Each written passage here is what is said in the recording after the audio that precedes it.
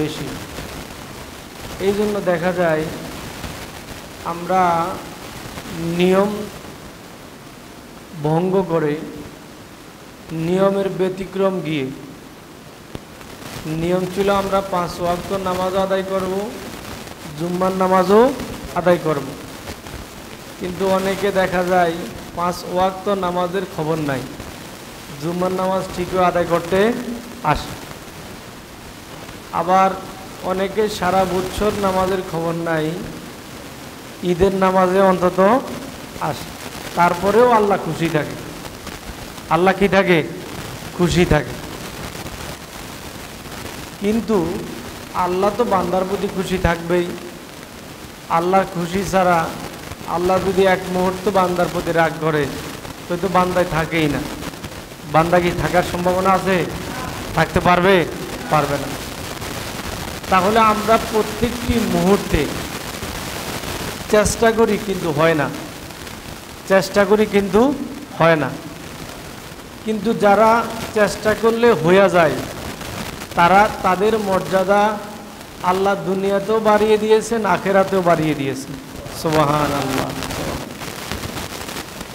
কিন্তু আমরা চেষ্টা করি ফজরের নামাজ পড়ব, যখন ঘুমাতে যাই তখন মনে মনে নিয়ত করি যে আজকে ফজরের নামাজটা আদায় করব অন্তত মসজিদে গিয়ে জামাতের সাথে। কিন্তু যখন ফজরের আজান হয়, ঘুমে থাকি, তখন আর খবর থাকে না। জোহরের নামাজটা আদায় করব নিয়ত করেছি, আজকে ফজর আদায় করতে পারি নাই, জোহর আদায় করব। কিন্তু জোহরও এমন ব্যস্ততায় ধরেছে যে জোহর আদায় করার সুযোগ হয় নাই। পারলাম না আসরের সময়, এখন ওয়াদা করি, মনে মনে নিয়ত করি যে আল্লাহ আসরের নামাজটা অন্তত আদায় করব। এই জন্য ফজরেও নাই, জোহরেও নাই, আসরেও নাই। মাগরিবে আবার মুসল্লি কি বেশি, মাগরিবে মুসল্লি কি বেশি থাকে, এশারেও আবার কি কমে যায়। এখন এই যে আমরা ভাবতাছি যে আমি নামাজ আদায় করলাম না, সেটা মনে হয় আমার এই কিছু একটা অসুবিধা হচ্ছে, এটাও আমার মনে চিন্তায় ভাবনা আসে না। যে আমি যদি মনে করেন 10 টাকা কামাই করলে আপনি 10 টাকা খরচ করবেন, যদি কারো 10 টাকা কামাই না থাকে তাহলে সে খরচ করবে কোথা থেকে? খরচ করবে। রোজ কিয়ামতের ময়দানে অবস্থাটা এমন হবে,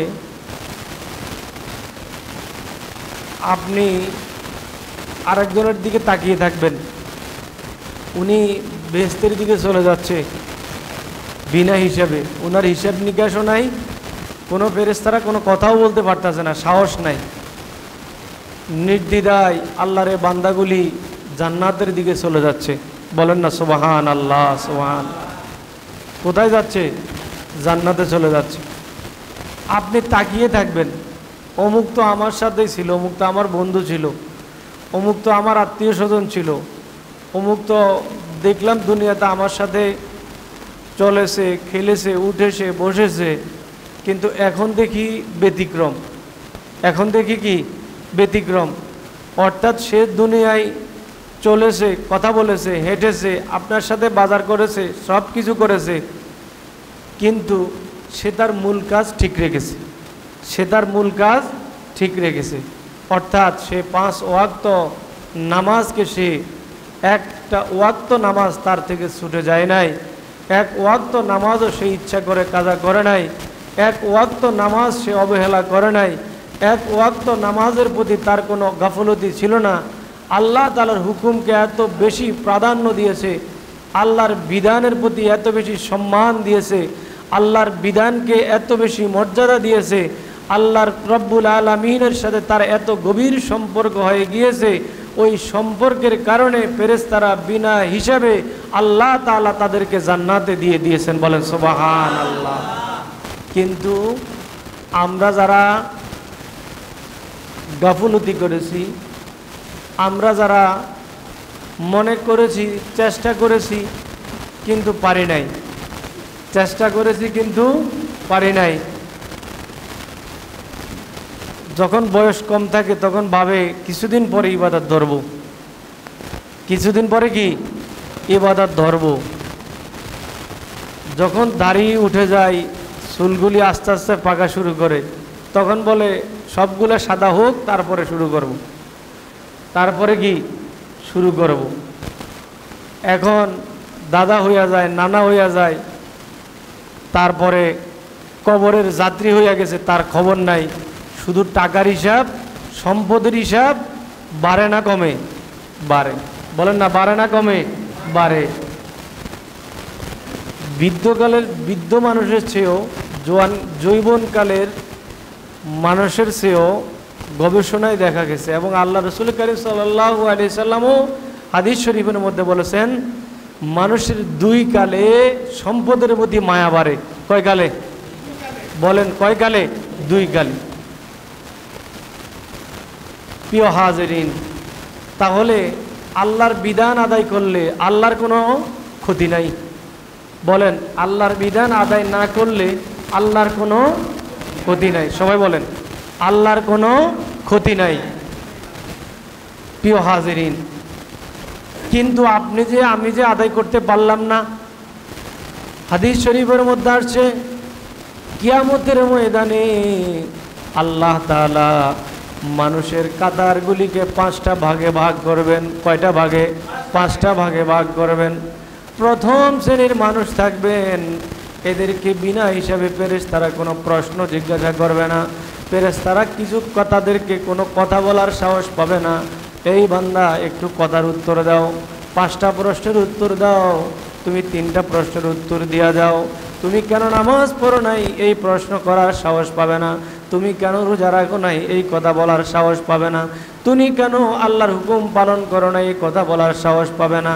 আল্লাহ রাসূল কারীম সাল্লাল্লাহু আলাইহি ওয়াসাল্লাম বলেন, এই শ্রেণীর মানুষ হলো মুমিনের মধ্যে সর্বপ্রথম শ্রেণীর মুমিন। এরা দুনিয়াতে এত বেশি ইবাদত করেছে, সারা পৃথিবীর মানুষ যখন ঘুমিয়ে গেছিল তখন তারা আল্লাহর ইবাদতে মগ্ন ছিল। এই শ্রেণীর মানুষগুলি দুনিয়ার সমস্ত কাজের ব্যস্ততার পাকেও আল্লাহর হুকুমকে প্রাধান্য দিয়েছে। 5 ওয়াক্ত নামাজ আদায় করেছে, চেষ্টা করেছে নফল নামাজও আদায় করতে, চেষ্টা করেছে একটু কোরআন তেলাওয়াতও করতে, চেষ্টা করেছে একটু মানুষকে দান সাদাকাও করতে, চেষ্টা করেছে একটু অন্য নফল ইবাদত বাড়াইয়া দিতে। কয় এই ইবাদত বন্দিগির কারণেই আমার বান্দা এত বেশি দুনিয়াতে ইবাদত করেছে, ফেরেশতারা তাকে কবরে গেলে প্রশ্ন করবে। এই প্রশ্ন করার সাহসও কিয়ামতের ময়দানে কবরে আমি ফেরেশতাদেরকে দিব না।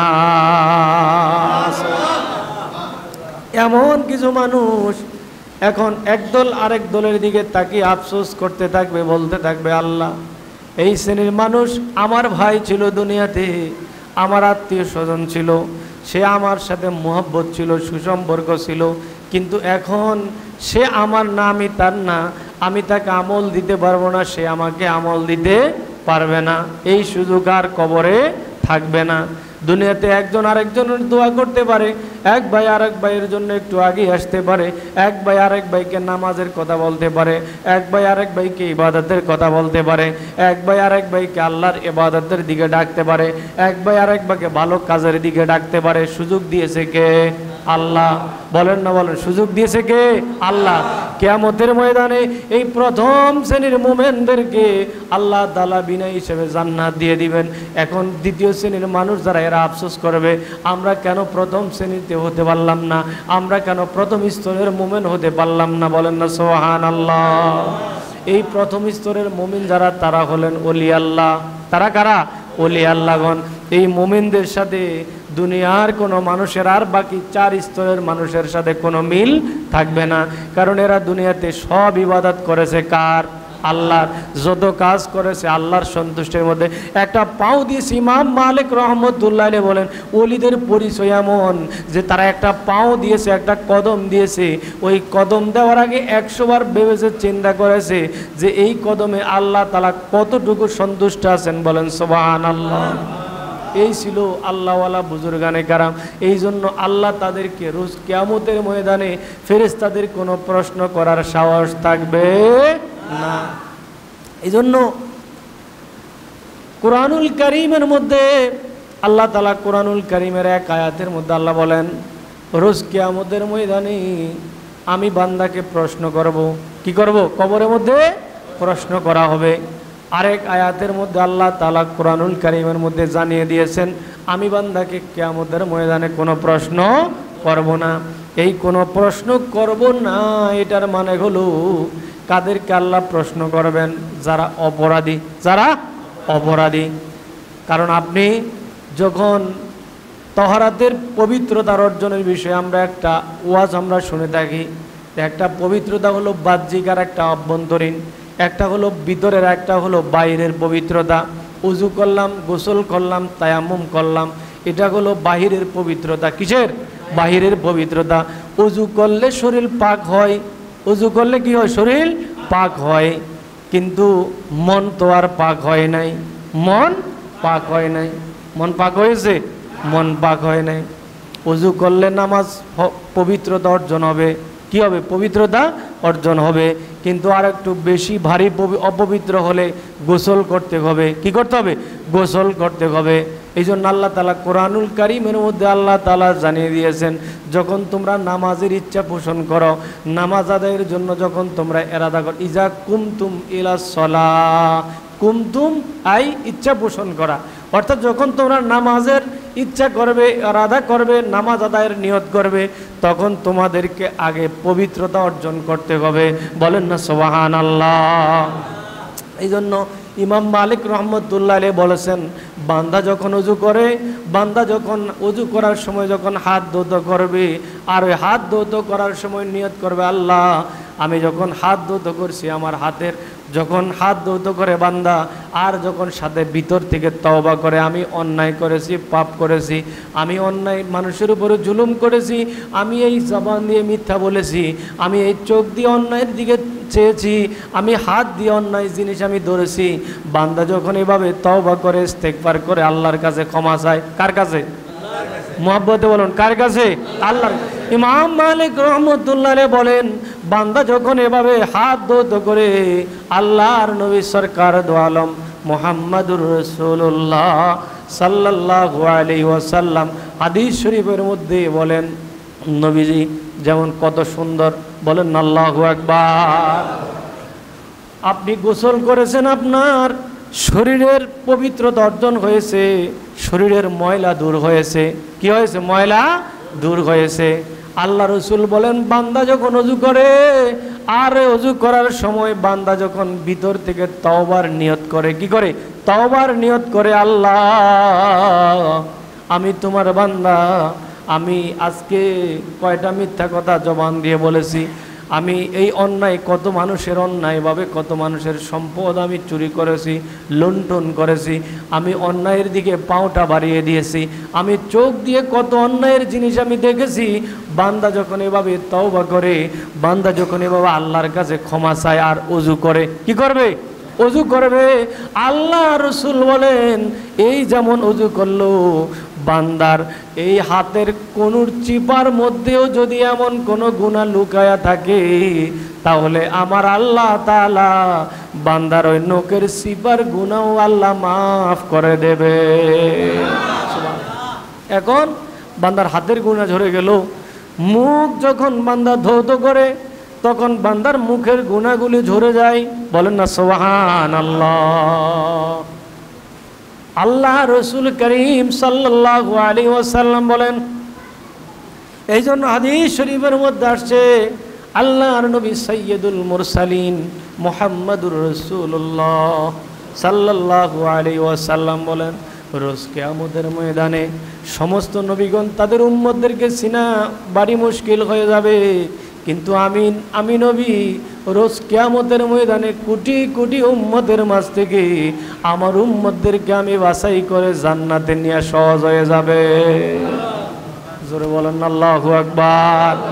সাহাবায়ে কেরাম প্রশ্ন করলেন, নবী গো, কোটি কোটি উম্মত থাকবে, মুসা নবীর উম্মত থাকবে, দাউদ নবীর উম্মত থাকবে, সুলাইমান পয়গাম্বরের উম্মত থাকবে, ঈসা নবীর উম্মত থাকবে, এত কোটি কোটি মানুষের মাঝ থেকে আপনি আপনার উম্মতদেরকে কি করে চিনতে পারবেন?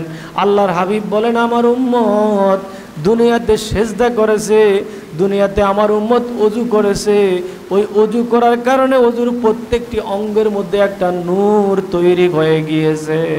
সুবহানাল্লাহ। জোরে বলুন আল্লাহু আকবার। কি তৈরি হয়েছে? নূর। বলো না কি তৈরি হয়েছে? নূর। কয় এই নূরটা তার কপালের মধ্যে দেখা যাবে, আর কিয়ামতের ময়দানে আমার উম্মতের কপালের মধ্যে নূর এভাবে চমকাতে থাকবে। কয় নবীজি সাহাবাই কারাম প্রশ্ন করলেন, ইয়া রাসূলুল্লাহ এই নূর কেমন হবে? কয় লক্ষ কোটি কোটি রাখালরা যদি একটা পালের মধ্যে যদি একটা মরুভূমিতে যদি মেষ ছেড়ে দেয়, গরু ছেড়ে দেয়, রাখালরা এখন তার একটা গরু আছে যেই গরুটার কপালটা সাদা। কি কপাল? সাদা কপাল। এই সাদা কপালের গরুটা চিনা সহজ হবে না কঠিন হবে? জোরে বলুন না, সহজ না কঠিন? আল্লাহ নবী বলেন আমার উম্মত এমন হবে, জমিনের মধ্যে আমার উম্মত আল্লাহকে সিজদা করেছে আল্লাহর কুদরতি কদমে। জমিনের মধ্যে আমার উম্মত এমন হবে তারা নামাজ পড়েছে, নামাজের আগে ওযু করেছে। বলেন না সুবহানাল্লাহ। ওই ওযু করার কারণে আমার আল্লাহ তাআলা আমার উম্মতের ওই হাতের মুছের গুনাহগুলি জড়াইয়া দিয়েছেন, মুখের গুনাহগুলি জড়িয়ে দিয়েছেন, কানের গুনাহগুলি জড়িয়ে দিয়েছেন, তার সমস্ত অঙ্গ প্রত্যঙ্গের গুনাহগুলি জড়াইয়া দিয়েছে কে? আল্লাহ। এই গুনাহগুলি জড়িয়ে দেয়া তার কপালের মধ্যে আমার আল্লাহ এমন একটা নূর দিয়ে দিবেন, এই নূরটার নাম রাসূল করিম সাল্লাল্লাহু আলাইহি সাল্লাম বলেন গররাম মুআজ্জালিন। কয় এই নূরের কারণে কিয়ামতের ময়দানে কোটি কোটি মানুষের মাঝ থেকে আমার উম্মতগুলোকে আমি চিনে তাদেরকে আমি জান্নাতে নিয়ে যাব। জোরে বলেন আল্লাহু আকবার। এখন চিন্তা করেন আপনি নামাজ পড়বেন না পড়বেন না? নবীর উম্মত হয়ে গেলাম আর নামাজের দরকার নাই। বলেন নবীর উম্মত হয়ে গেলাম আর নামাজের দরকার নাই, হবে? বলেন না কেন হবে? কিছু লোক আছে আবার দেখবেন নামাজ পড়ুক আর না পড়ুক মোটামুটি পাঞ্জাবি গায়ে থাকে, মাথায় টুপি থাকে, ঘুরে। আছে না নাই? জোরে বলুন আছে না নাই? বাবা আল্লাহ রসুল করিম রউফুর রহিম মুহাম্মদ রাসূলুল্লাহ সাল্লাল্লাহু আলাইহি ওয়াসাল্লাম তিনি তার 63 বছরের হায়াতের জিন্দেগিতে আল্লাহ রসুল করিম সাল্লাল্লাহু আলাইহি ওয়াসাল্লাম আমাদের জন্য যা নিয়ে এসেছেন তাই আমরা পালন করব। সুবহানাল্লাহ বলেন, জোরে বলুন আল্লাহু আকবার। নবীজি যা আমাদের জন্য নিয়ে এসেছেন, যা আমাদের জন্য আদেশ করেছেন, মা আতাকুমুর রাসূলু ফাখুযুহু ওয়া মা নাহাকুম আনহু ফান্তাহু। বলেন না সুবহানাল্লাহ। আল্লাহ রাব্বুল আলামিন জানিয়ে দিলেন, বন্ধু আপনাকে আমি মানুষের কাছে পাঠালাম, আপনাকে আমি মানুষের কাছে প্রেরণ করেছি। ওয়া মা আরসালনাকা ইল্লা রাহমাতাল লিল আলামিন।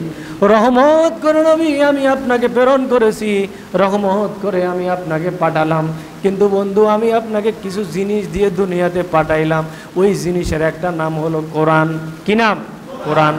আল্লাহ নবীকে কোরআন দিয়ে প্রেরণ করেছেন, কারণ এর আগে কোরআন আল্লাহ বহু বস্তুকে দিতে চাইলেন, কেউই গ্রহণ করতে পারে নাই, সবাই ব্যর্থ হয়েছে। কিন্তু সর্বশেষে আল্লাহ নবী আগে এসেছে না কোরআন আগে এসেছে? আগে এসেছে কে? নবী। বলেন আগে এসেছে কে? নবী। এখন আপনি কোরআন মানেন, নবী মানেন না, হবে? বলেন না হবে? হবে না। আর একটা হলো আল্লাহ কোরআনকে আগে না পাঠায়া নবীকে আগে পাঠায়া বুঝালেন, যদি আমার নবীকে মানো তাহলে তোমাদের কোরআন মানা হয়ে যাবে।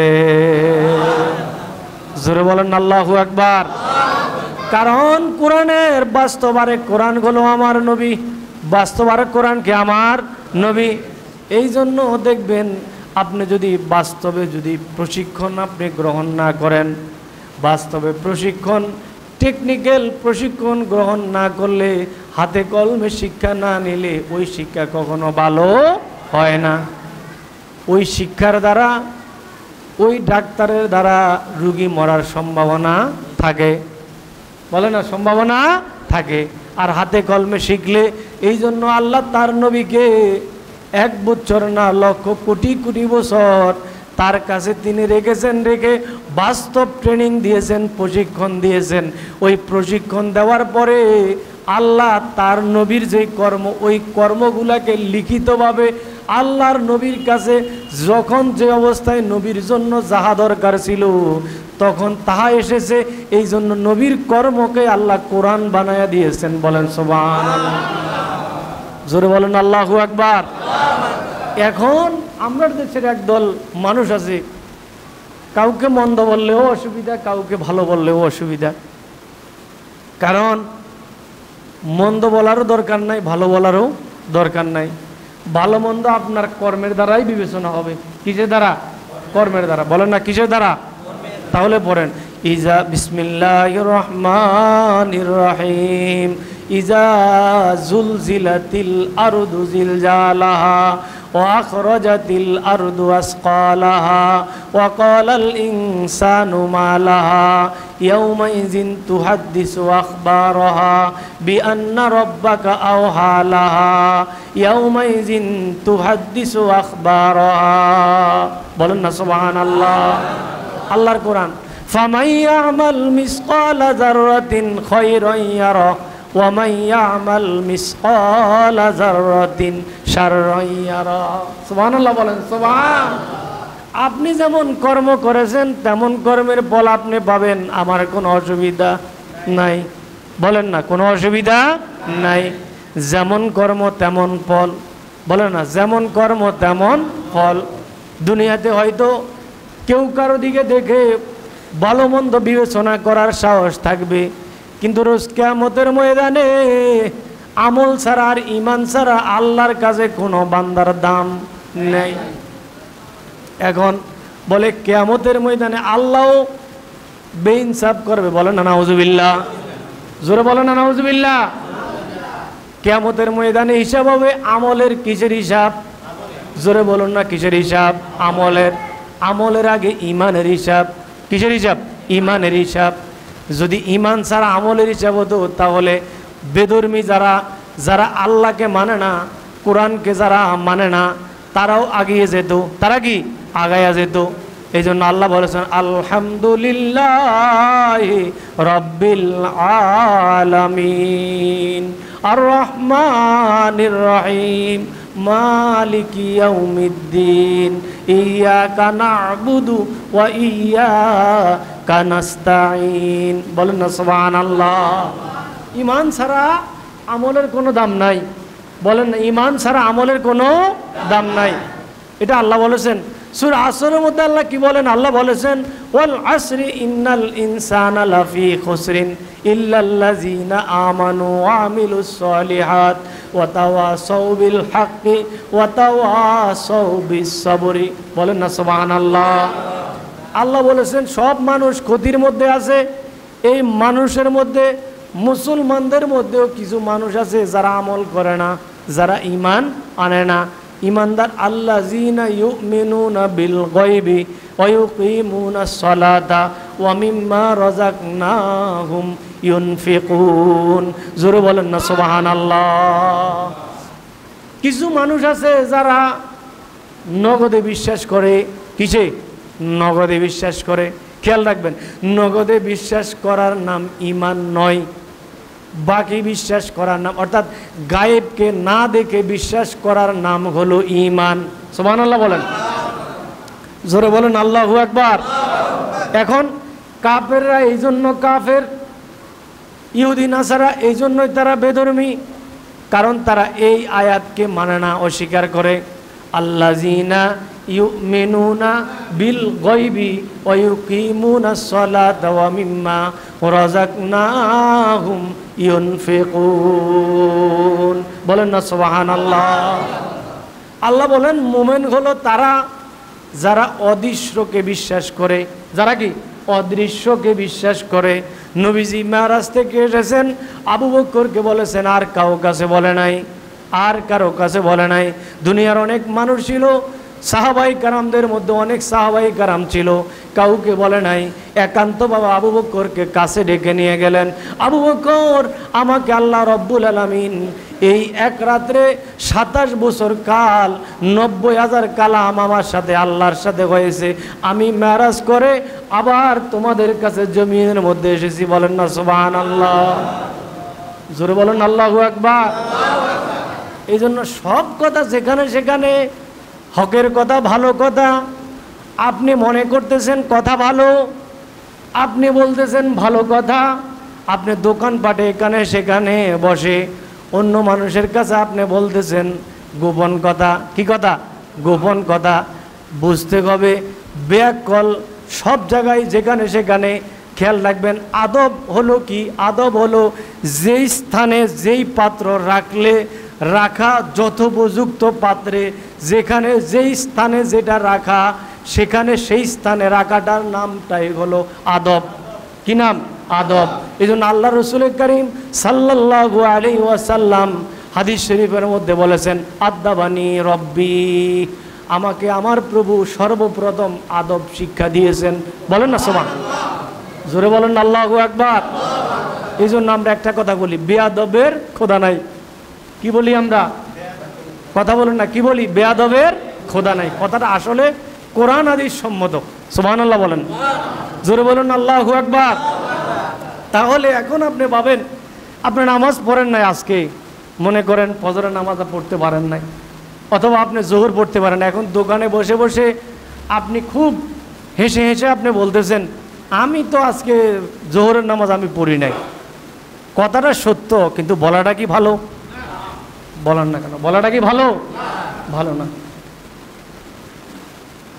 প্রিয় হাজিরিন, আপনি বলতেছেন যে, জিজ্ঞাসা করলো, ভাই এই তো বেনামাজি নামাজ পড়ে না।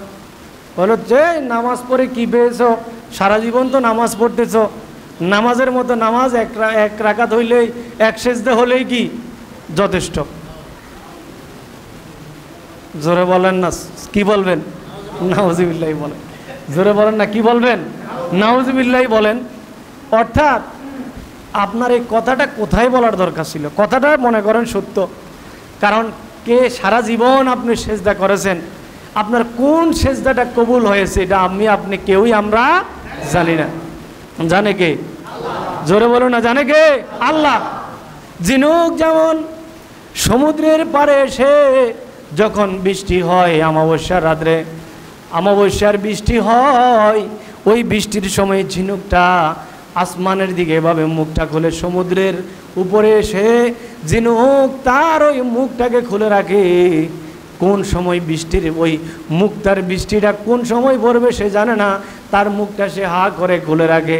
যখন তার ভিতরে ওই রহমতের বৃষ্টিটা যখন তার ভিতরে পড়ে, তখন সে বুঝতে পারে আমার ভিতরে মুখটা তৈরি হয়ে গেছে। তখন ওই মুখ বন্ধ করে সে সমুদ্রের তলদেশে চলে যায়। সুবহানাল্লাহ, জোরে বলুন আল্লাহু আকবার। মানুষ আমরা ইবাদত করি, আমল করি, কোন আমলের দ্বারা আপনি আমার নাজাত হবে, কোন কাজ আল্লাহ আপনার কবুল করবে, এটা তো আপনাকে আল্লাহ কখনোই বলে দেয় নাই। বলেছে? জোরে বলুন না, বলেছে? বলে নাই। আপনাকে রাত্রে এসে আল্লাহ পাক বলে দিয়েছে, তুমি আজকে একটা সেজদা দাও, ওই একটা সেজদাই যথেষ্ট হয়ে যাবে। বলেছে? শুনেছেন? জোরে বলেন না কেন? শুনেছেন? এই কথাটা নবীর জন্য আসতো। কার জন্য? নবীর জন্য আসতো। যেই নবী রহমাতুল আলামিন, হাদিস শরীফ দেখলে পাওয়া যায় আল্লাহর নবী নামাজ পড়েছে, এক ওয়াক্ত নামাজে দাঁড়ায়া নবীজি নামাজে দাঁড়াইলেন, সূরাতুল বাকারা পড়তেই আছেন। কোরআন শেষ হয় না, তেলাওয়াত শেষ হয় না, নামাজ শেষ হয় না, নবীজির পাও মোবারক ফুলে এত বেশি ফুলে যেত। আল্লাহর নবী এমন এক নবী রহমাতুল লিল আলামিন, যে নবী নামাজের মধ্যে দাঁড়ায় দাঁড়ায় নামাজ পড়তেছেন, কোনো খবর নাই, দুনিয়ার কোনো খবর নবীর কাছে নাই। পাও মোবারক ফুলে যায়, হাত ফুলে যায়। সেজদার মধ্যে গেছেন তো গেছেন, ওই সেজদার মধ্যে গিয়ে আল্লাহর দিদারে এত বেশি মশগুল, সেজদার মধ্যে গেছেন, রাত শেষ হয়ে কিন্তু সেজদা থেকে উঠে না। জোরে বলেন সুবহানাল্লাহ। এখন আমরা নবীর উম্মত, আমরা দাবিদার নবীর উম্মত দাবি করি, কিন্তু নামাজ পড়ি না। বলেন নামাজ পড়ি না। নবীর উম্মত আমরা দাবি করি, কিন্তু আমরা ফরজ রোজাটাও রাখতে আমাদের কষ্ট হয়, ফরজ রোজাটাও রাখতে কষ্ট হয়। খেয়াল রাখবেন, লেবাসে আপনি ভালো মানুষ, আল্লাহর কাছে না দুনিয়ার মানুষের কাছে? কার কাছে? জোরে বলুন না, কার কাছে? দুনিয়ার মানুষের কাছে আপনি ভালো মানুষ, দুনিয়ার মানুষের কাছে আপনি ফেরেশতা হতে পারেন। হাতে একটা তসবিহ নিয়ে নামাজ না পড়লেও আপনি দেখবেন ফজরের পরে কিছু মানুষ হাতে দেখবেন রাস্তায় রাস্তায় ঘুরে ধরে তসবিহ একটা নিয়ে, কিন্তু জিজ্ঞাসা করেন ফজরের নামাজ?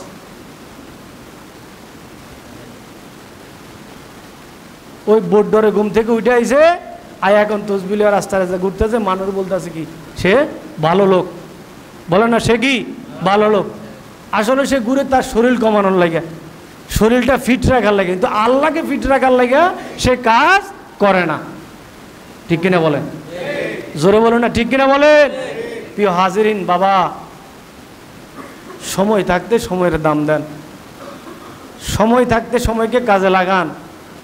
প্রিয় হাজিরিন, সময় শেষ হয়ে গেলে আর সারা জীবন কান্না করলেও আপনার কোনো কাজের, কোনো কান্নার ওই চোখের পানিরও, বয়সকালে বৃদ্ধ হয়ে গেলে আপনি শুধু কিছু মানুষ হাতে দেখবেন সব শেষ হয়ে গেছে, না তিনকার সব শেষ, দেখবেন মসজিদে, দেখবেন বিভিন্ন জায়গায়, দেখবেন গোপনে গোপনে খুঁজবেন, দেখবেন কিছু মানুষ আছে সব দাড়ি চুল সব পাই গেছে, সেজদাও করতে পারে না, এখন দেখবেন খুব কান্না করে। খেয়াল রাখবেন, বয়সকালের এই কান্নার দামও আল্লাহর কাছে এখন আর নাই। কারণ যেই সময় কান্না করলে আমার আল্লাহ কবুল করতেন, ওই সময় তুমি আল্লাহর কাছে কান্না করো নাই। তার মানে কি সে সময়টার ইবাদতও কি আমরা ছেড়ে দেব? না। বসে থাকেন, কাজ কান্না করতে থাকেন, আল্লাহই তো কবুল করার মালিক।